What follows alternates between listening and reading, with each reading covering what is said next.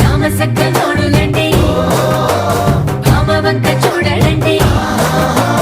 రాయభారం ఎందుకండి రాసి ఉంచినాడు రండి గుండెలోన చోటు సీతకే చూపులే మాటలై